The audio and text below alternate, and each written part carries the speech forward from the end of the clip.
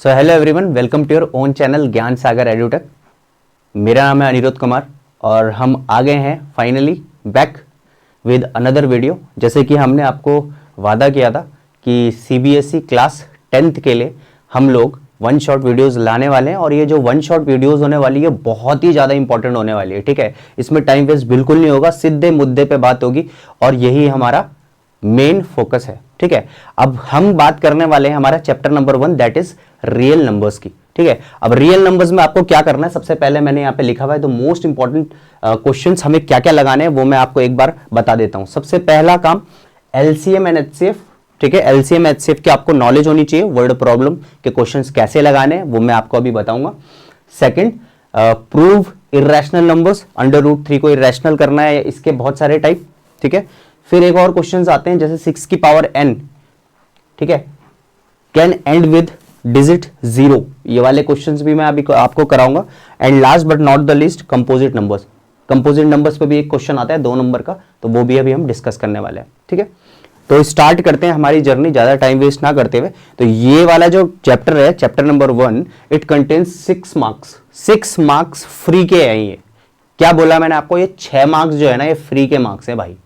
और आपको इसको, अगर आपको इसको ग्रैब करना है ना भाई, बहुत ही इजी तरीके से, बहुत ही मजेदार तरीके से मैं पढ़ाने वाला हूं, ज्यादा लंबा लेक्चर नहीं होने वाला है। तो स्टार्ट करते हैं हमारा पहला lecture that is on real numbers. तो सबसे पहला काम, सर मुझे एलसीएम नहीं आता और मुझे सर एचसीएफ की भी नॉलेज नहीं है, तो मैं थोड़ा सा आपको इस पर थोड़ी सी नॉलेज देता हूं और फिर इसके क्वेश्चंस लगाते हैं। बहुत सिंपल है, बहुत सिंपल है। ठीक है, तो एलसीएम, ठीक है, एलसीएम मतलब होता है लीस्ट कॉमन मल्टीपल।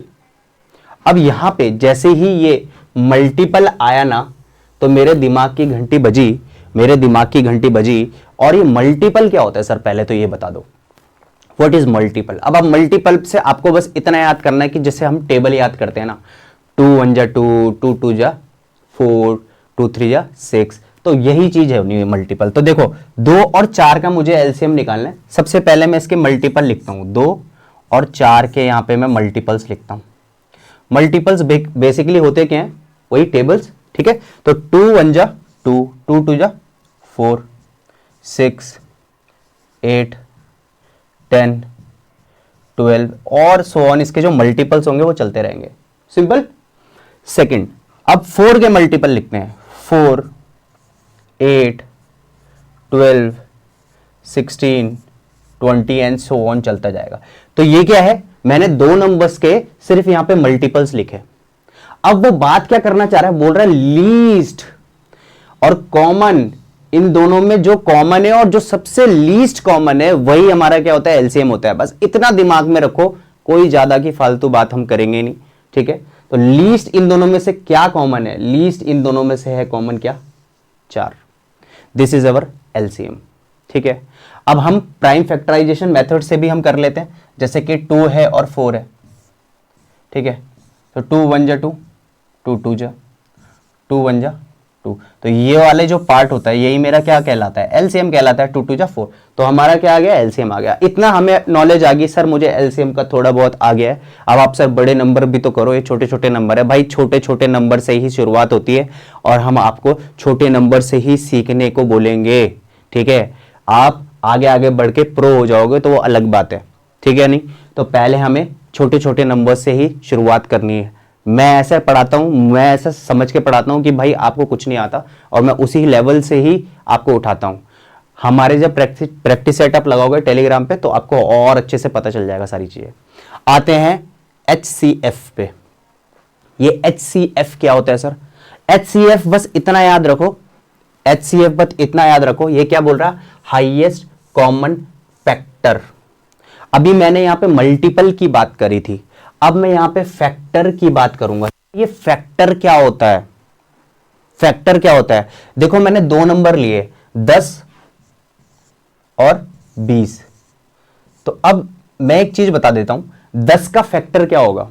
ठीक है, 10 का क्या फैक्टर होगा, मतलब ऐसा नंबर हमने लेना है जो 10 को डिवाइड कर देता है। भाई 1 कर देता है, भाई 2 भी कर देता है, क्या 3 करता है, नहीं करता, क्या 4 करता है, नहीं करता, क्या 5 करता है, यस 5 करता है, और 10 खुद भी है। ठीक है, तो ये हमारे क्या आ गए, फैक्टर्स आ गए 10 के।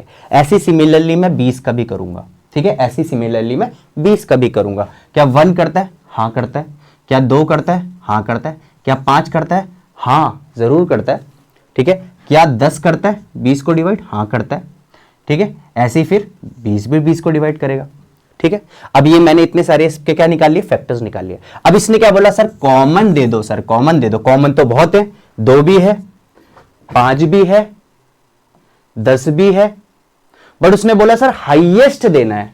तो भैया हाईएस्ट में कॉमन है मेरा 10, तो मेरा जो HCF हो जाएगा ऑफ 10, 20 इज 10।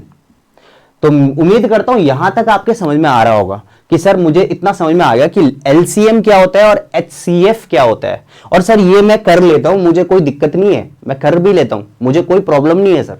बट सर दिक्कत भी तो कहां आती है सर, जब ऐसे सवाल आते हैं ना वर्ड प्रॉब्लम के, मुझे बहुत दिक्कत आती है, मुझे समझ नहीं आता कि मैं LCM लगाऊं सर कि HCF लगाऊं। तो इसका भी अभी एक ट्रिक देते हैं, बहुत इजी है। ठीक है, तो यहां तक मेरे ख्याल से समझ में आ गया होगा, LCM एंड HCF का ये ड्रामा आपको समझ में आया होगा। आगे बढ़ते हैं। अब एक रियल लाइफ का एग्जांपल लेता हूं। LCM का एक क्वेश्चन है। अब LCM और HCF में सर मैं कैसे बताऊं कि भाई क्या आंसर आने वाला है, मुझे कैसे पता कि मैं इसमें LCM लगाऊंगा HCF।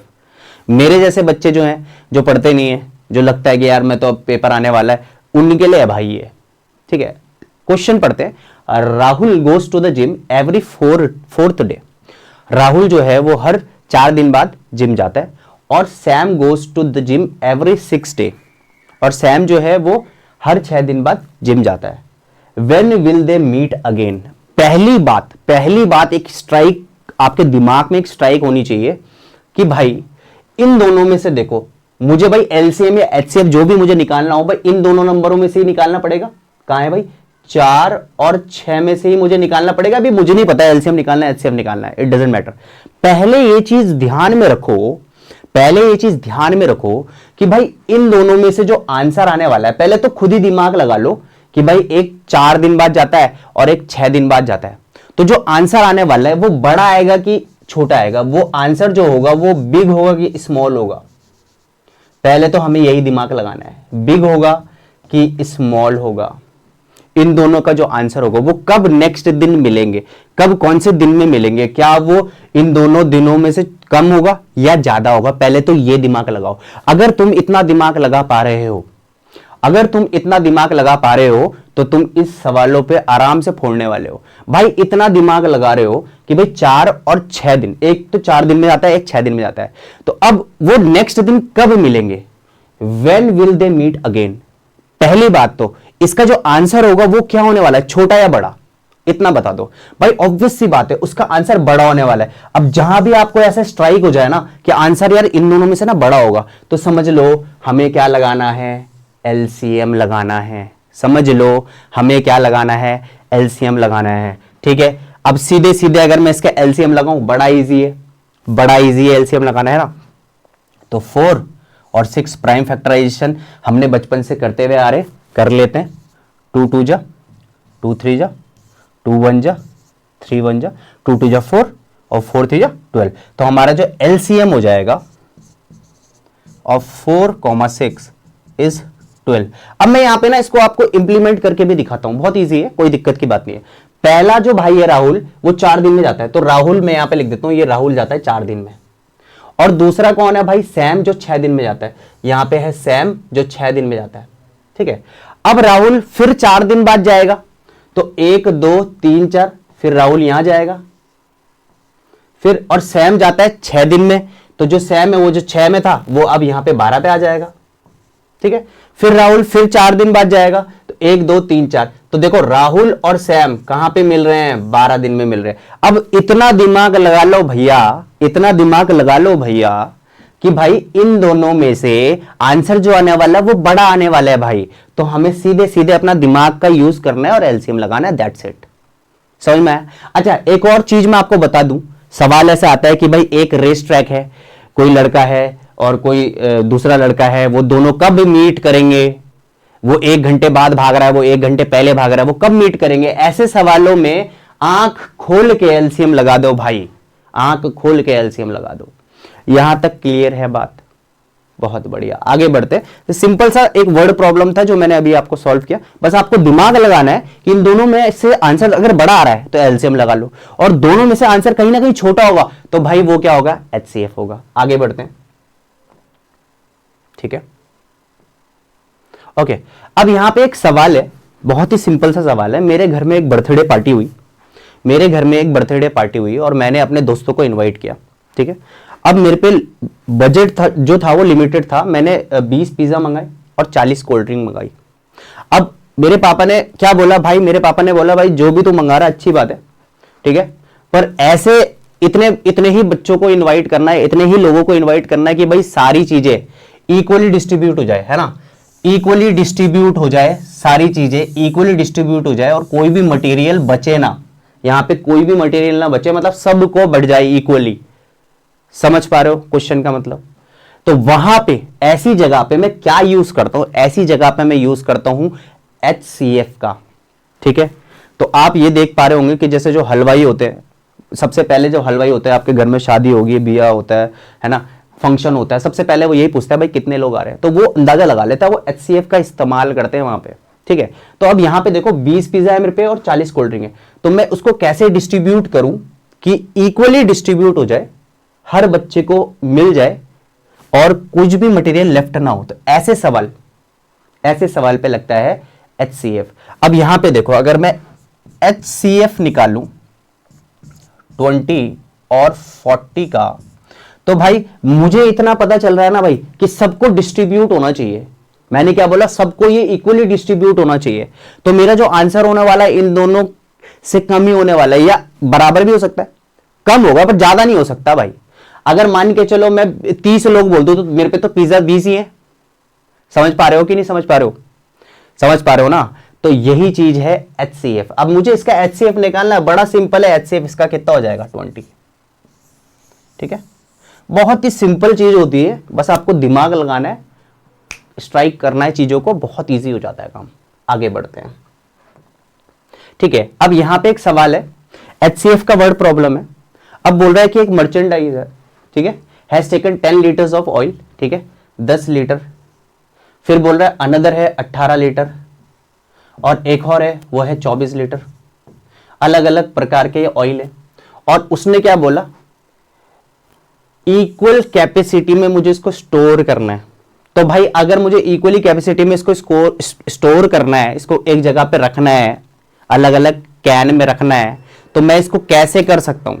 अब आप खुद से अंदाजा लगाए, अब आप खुद से ही अंदाजा लगाएं कि भाई मैं ये इसका जो आंसर होगा ना, ये बड़ा तो हो ही नहीं सकता, ये बड़ा कतई नहीं हो सकता। अगर बड़ा हो जाएगा तो फिर दिक्कत हो जाएगी। समझ में आ रहा है? तो ये बड़ा नहीं हो सकता। तो इसका आंसर मुझे पता चल गया कि इसका जो आंसर होगा वो क्या होगा, स्मॉल होने वाला है। और अगर ये स्मॉल होने वाला है तो मुझे साफ पता चल रहा है कि भाई ये HCF का सवाल है। समझ में आ रहा है? अब आप HCF पहले इन दोनों का लगा लो, फिर इन दोनों का लगा लो, आंसर इज योर्स। यहां तक क्लियर है? बहुत बढ़िया। तो यहां तक अभी हमने देखा चीजों को, HCF एंड LCM के क्वेश्चंस कैसे लगाए जाते हैं, ठीक है। तो बहुत ही सिंपल है, बहुत ही सिंपल है, बहुत ही स्मूथ है। आगे हम बढ़ते हैं। अब आते हैं प्रूफ √3 इर्रेशनल। अब ये बहुत ही ज्यादा इंपॉर्टेंट है क्योंकि मैंने यहां पे देखो इसमें स्टार लगाया है, ये हर साल आता है 3 नंबर का सवाल। सो अब हम करने वाले हैं प्रूव √3 इर्रेशनल। बहुत ही इजी है, ठीक है। इसको कैसे करना है, it is A contradict method. क्या होता है कॉन्ट्राडिक्ट मेथड में? क्या होता है कि हमें पता है कि √3 is an irrational number, teacher को भी पता है, पर बताना भी तो है ना, उसको बताना भी तो पड़ेगा, नंबर तभी तो देगा वो हमें। तो हमें करना क्या होगा, सबसे पहले हमें लेट करना होगा, let √3 be a rational number.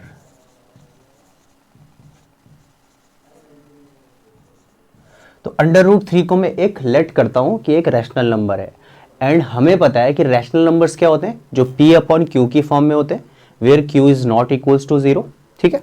तो हमें यहां पे लिखना है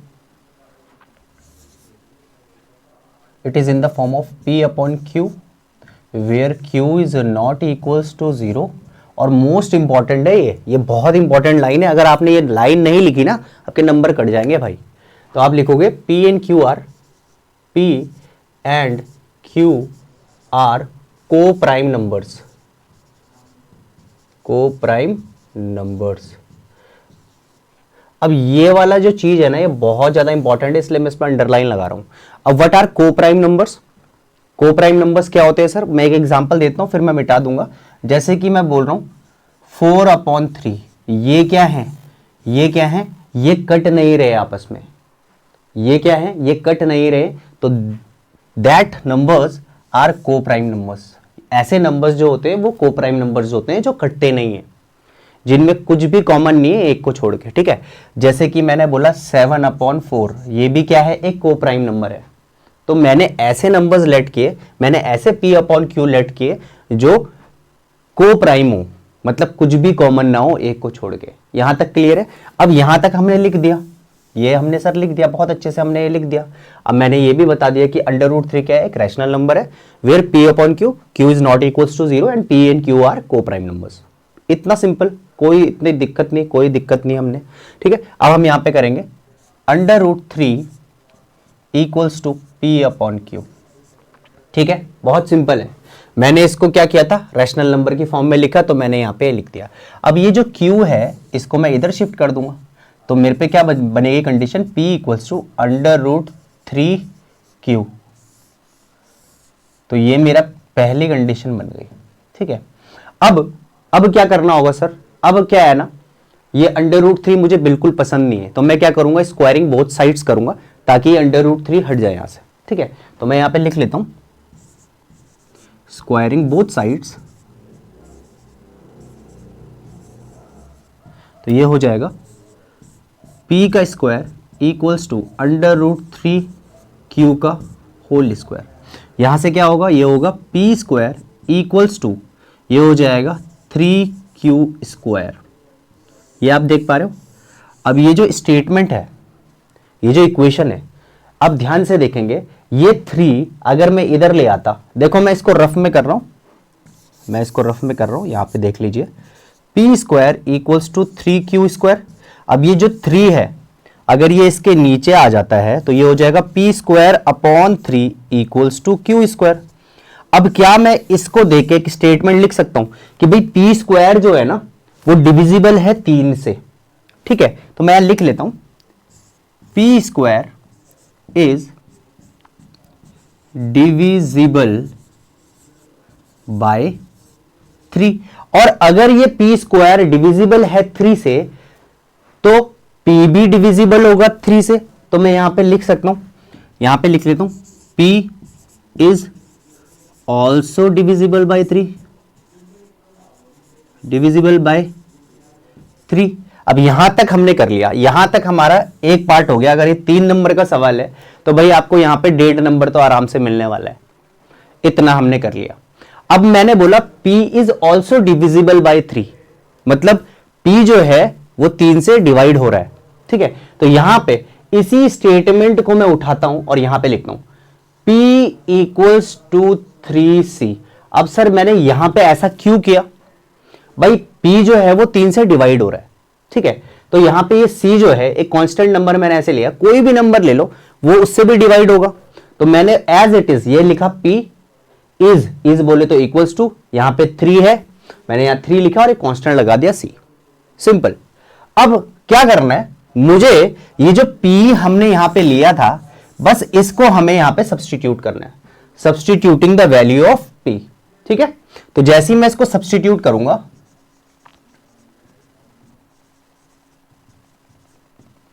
द वैल्यू ऑफ p, जैसे ही मैं p की वैल्यू को यहां पे सब्स्टिट्यूट करूंगा तो ये हो जाएगा √3q इक्वल्स टू 3c, ठीक है।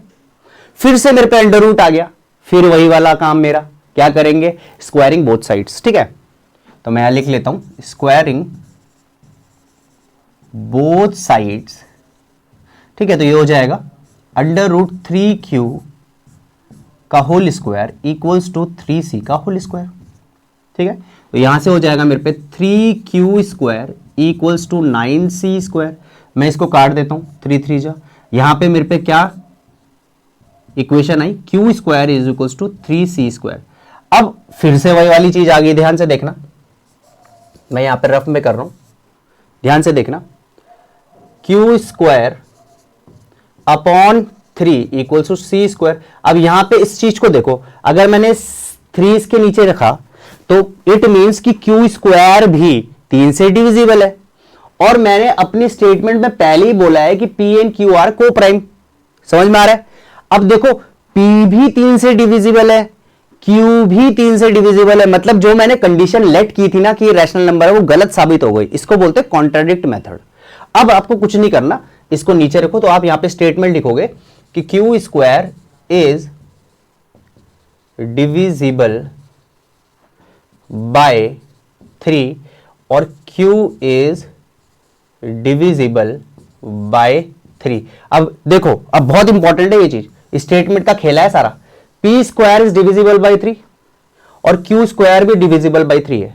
अब आपको एक स्टेटमेंट लिखना है और हमारा 3 नंबर आ जाएंगे आराम से। ठीक है, तो मैं इसको मिटा देता हूं, ये लिखने की आपको जरूरत नहीं है, बस मैंने आपको समझाने के लिए कहा। तो हम क्या बोलेंगे, हम एक स्टेटमेंट लिखेंगे, our assumption is wrong, is wrong, under root 3 is an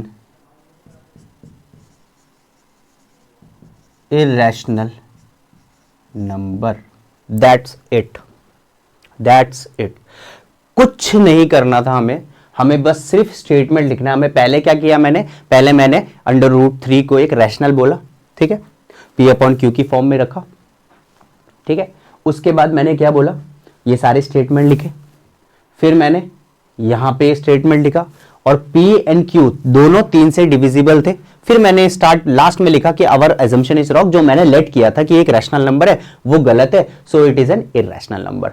इतना इजी क्वेश्चन हर साल आता है 3 नंबर पे, बच्चे करते नहीं है, पता नहीं क्या है इसमें ऐसा, और ये हर साल आता है भाई, हर साल आने वाला है। ठीक है, तो this is our first type. अब ये वाली चीज है ना, यहां पे आपको ऐसे भी दे सकता है, अब इसको अंडर रूट 3 की जगह अंडर रूट 2 दे सकता है, तो जहां पे अंडर रूट 3 है वहां पे 2 कर दो, सारा स्टेटमेंट सारी चीजें वैसी ही रहेंगी। अंडर रूट 7 भी आ सकता है, अंडर रूट 5 भी आ सकता है, बहुत सारी चीजें। ठीक है, तो यहां तक हमने कर लिया, आगे बढ़ते हैं। ओके, अब ये इसी का सेकंड पार्ट है, ठीक है, इसी का सेकंड पार्ट है। अब ये वाला क्वेश्चन भी आता है 3 नंबर में, 3 मार्क्स में आ जाएगा, 3 मार्क्स में आ जाएगा। पर यहां पे क्या सिस्टम है, यहां पे सिस्टम ये रहता है कि अंडर रूट 3 जो है वो पहले से इररेशनल आपको दे रखा होता है, ये गिवन होता है आपको, अंडर रूट 3 इररेशनल गिवन है। ठीक है, अगर ये 3 मार्क्स पे आया तो हम एज सच मान के चलते हैं कि अंडर रूट 3 जो है ना वो एक इररेशनल है, अगर 3 नंबर पे आया। अगर यही क्वेश्चन 5 नंबर पे आएगा तो अंडर रूट 3 को पहले आपको इररेशनल प्रूफ करना पड़ेगा। क्लियर है कि नहीं है? 5 नंबर पे आएगा तो अंडर रूट 3 पहले आपको इररेशनल प्रूफ करना पड़ेगा, और तब ये जाके जो अभी मैं करने वाला हूं फिर वो सेकंड स्टेप होगा। अब देखो इसको कैसे करना है, फिर वही वाले करेंगे हम काम। Let under root 3 minus 2 be a rational number. ठीक है, तो मैं यहां करूंगा under root 3 minus 2 equals to P upon Q की फॉर्म। ठीक है, सिंपल सी चीज। अब मुझे क्या करना है, मुझे यहां पे क्या करना है, अंडर रूट 3 को अकेला करना है। ठीक है, अंडर रूट 3 अकेला कैसे होगा कि जब मैं ये वाला सारा सिस्टम राइट में शिफ्ट कर दूंगा, तो under root 3 equals to P upon Q plus 2। यहां पे एलसीएम ले लो तो ये हो जाएगा क्यू, ये हो जाएगा पी प्लस 2q, और ये हो जाएगा अंडर रूट 3। अब यहां पे देखो हमें ये पहले से ही मौजूद है कि under root 3 is an irrational number, तो ये पहले से ही क्या है, एक इररेशनल नंबर है।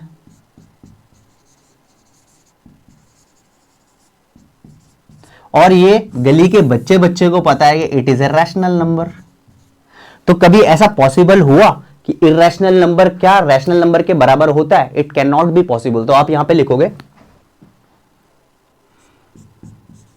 इररेशनल नंबर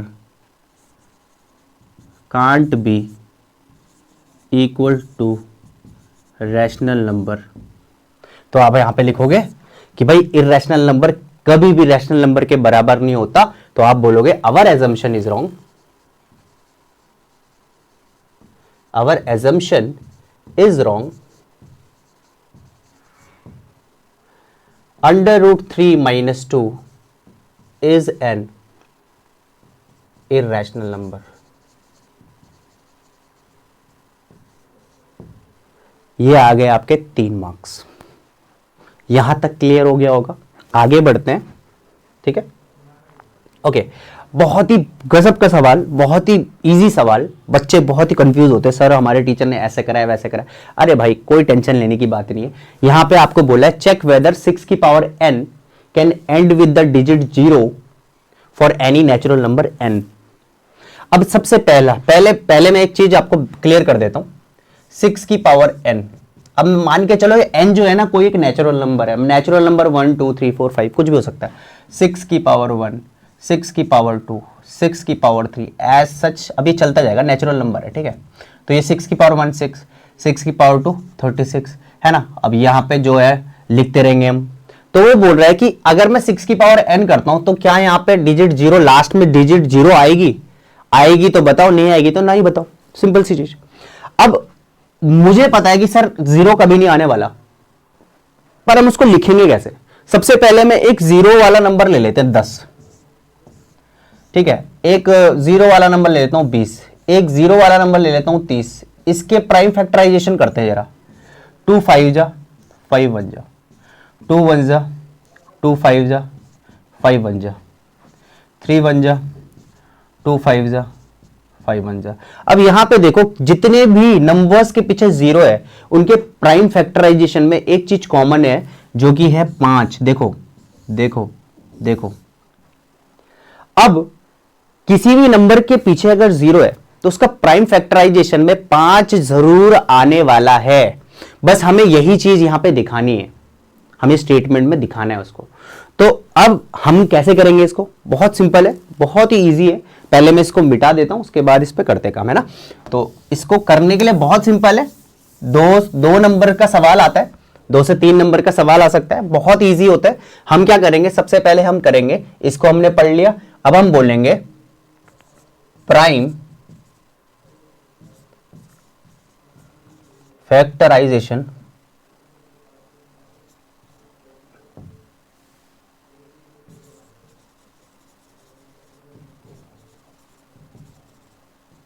ऑफ 6 की पावर n। अब 6 की पावर n का प्राइम फैक्टराइजेशन करते हैं। पहले मैं 6 के फैक्टर्स निकाल लेता हूं, 2 3 जा 3 1 जा, ठीक है। तो ये हो जाएगा 6 की पावर n के जो प्राइम फैक्टराइजेशन होंगे वो हो जाएगा 2 इंटू 3 की पावर n, ठीक है। तो ये हो जाएगा क्या, 2 की पावर n इंटू 3 की पावर n। अब यहां पे देखो 6 की पावर n के जो प्राइम फैक्टराइजेशन आ रहे हैं वो आ रहे हैं 2 की पावर n, 3 की पावर n, बट नॉट 5 की पावर n। समझ में आ रहा है? इसमें 5 है क्या फैक्टर? नहीं है। तो आप लिखेंगे प्राइम फैक्टराइजेशन ऑफ 6 की पावर n इज 2 इंटू 3 की पावर n, बट यहां पे लिखोगे आप बट नॉट 5। बस इतना लिखना है। उसके बाद जो स्टेटमेंट है ना वही एज इट इज आपको उतार देना। तो आप क्या लिखोगे, हेंस 6 की power n can't and with the digit 0 for any natural number n। So simple, 3 number free के। यहां तक क्लियर है? अब ये वाला सवाल ना कैसे भी आ सकता है आप पे, ठीक है। अब आपको ऐसे नहीं हो सकता कि ये कैसे भी आ सकता है, मतलब कैसे सर, कि अगर यही सवाल आप पे ऐसा आ जाता, अब यही सवाल आप पे ऐसा आता कि 6 की पावर ना n आके 12 की power n can and with digit 0, तो आप कैसे करते? कुछ नहीं करना भाई, 12 के प्राइम फैक्टराइजेशन निकाल लो। 2 कितने, 2 6 जा 12, 2 3 जा 3 1 जा। तो आप लिखोगे प्राइम फैक्टराइजेशन ऑफ 12 की पावर n इज 2 इंटू 2 की पावर n इंटू 2 की पावर n इंटू 3 की पावर n, बट नॉट 5। और फिर आप लिखोगे हेंस 2 की power n can not and with the digit 0 for any natural numbers. खत्म। तो यहां तक हमने क्लियर कर लिया। अब आते हैं हमारे लास्ट क्वेश्चन पे, दैट इज कंपोजिट टाइप। अब ये कंपोजिट टाइप क्या होता है भाई? सर कंपोजिट होता क्या है? कंपोजिट नंबर्स क्या होते हैं? जिसके एक या दो से अधिक फैक्टर्स होते हैं, ठीक है। जैसे कि अगर मैं 10 बोलूं, अब 10 के फैक्टर ले ले, 1 2, ठीक है, 5 और 10, ये तो 10 जो है कंपोजिट नंबर है भाई, इसके बहुत सारे फैक्टर्स है, दो से अधिक, वह एक को छोड़ के, ठीक है भाई, एक तो सभी का होता है। तो बस अब मुझे इसको सॉल्व करना है, तो मैं इसको करता हूं 7 इंटू 11 इंटू 13 प्लस 13। तो सबसे पहले आप क्या करोगे, यहां पे देखो क्या कॉमन है, 13 कॉमन है, तो ये हो जाएगा 7 इंटू 11 इंटू 1 प्लस 1। मैंने 13 कॉमन ले लिया, तो एक फैक्टर तो मेरा आ गया 13, ठीक है, ये हो जाएगा 77 प्लस एक 78 इंटू 13। अब यहां पे देखो, क्या ये कंपोजिट नंबर नहीं है? बिल्कुल है भाई, बिल्कुल है भाई। 13 अलग है, 78 अलग है, इंटू 1 अलग है, तो composite, yes it is a composite number. अगर आपको फिर भी दिक्कत हो रही है तो आप इस 87 के भी फैक्टर्स निकाल सकते हो, 2 का डिविजिबल है भाई ये, तो आप बोलोगे yes it is a composite number, it is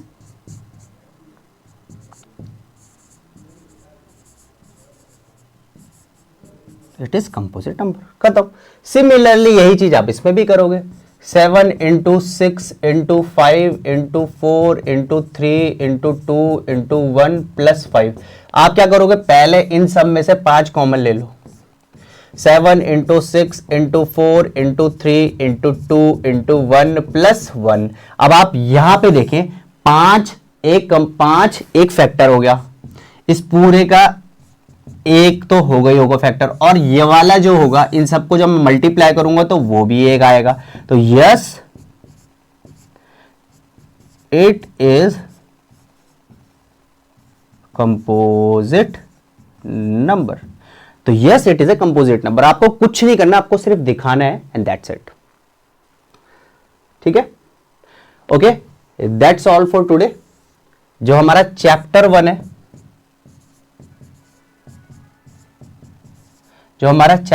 है, इसमें हमें सिर्फ इतना ही करना है, कोई भी दिमाग आप अपने आप से मत लगाएं, जो मैं बता रहा हूं उसी पे स्टिक करके चले, इससे बाहर नहीं आता है, ठीक है। ना तो मैं कोई पेपर लीक करा सकता हूं, ठीक है, मेरे को कुछ नहीं आता, बस मेरे को इतना पता है कि जो चैप्टर से जितना आता है मैं उतना ही पढ़ाऊंगा, ठीक है। एक बूस्टअप मिलेगा आपको, और हमें ज़रूर से ज़रूर सब्सक्राइब करें, ठीक है। और ICSE के लिए भी बहुत करने वाले हैं, बहुत सारी चीज़ें, तो प्लीज़ रिक्वेस्ट है आपसे कि भाई फटाफट चैनल को सब्सक्राइब कर ले, क्योंकि सारे चैप्टर्स, मैथ्स नहीं, ऑलमोस्ट हर चैप्टर का आपके लिए कुछ ना कुछ नया आने वाला है, ठीक है, इस पूरे महीने। और आपके जब तक पेपर नहीं होते तब तक हम आपका साथ नहीं छोड़ने वाले, इट इज़ कंप्लीटली फ्री, ठीक है, कोई भी पैसा नहीं लेने वाले।